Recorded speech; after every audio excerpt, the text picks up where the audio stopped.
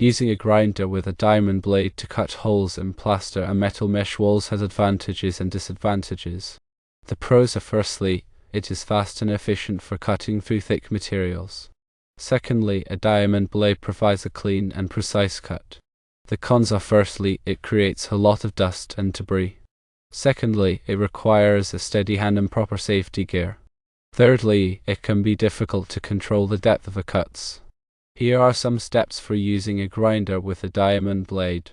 1. Mark the locations of the holes and use a center punch to create a starting point.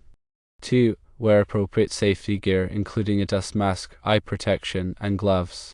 3. Attach the diamond blade to the grinder and secure it tightly.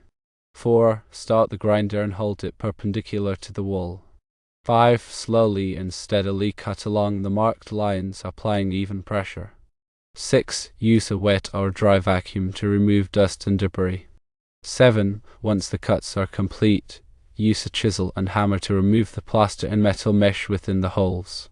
Alternative methods include using a hole saw or a core drill. A hole saw can also cut through thick materials and creates less dust and debris than a grinder. However, it requires a pilot hole and may take longer. A core drill is the most precise and controlled method, but it requires specialized equipment and can be expensive.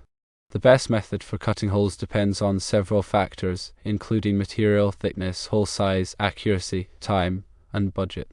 If the plaster is particularly thick, a grinder with a diamond blade may be the most efficient option. A core drill may be necessary for larger holes. A core drill provides the most precise cuts. Grinders and hole saws are generally more cost-effective and time-efficient than core drills. Additional tips include: firstly, use a sharp blade or drill bit for best results. Secondly, apply water to the cutting area to reduce dust and prolong the life of the blade or bit. Thirdly, secure the wall before cutting to prevent vibrations and damage. Fourthly, inspect the area for electrical wiring or plumbing pipes before cutting.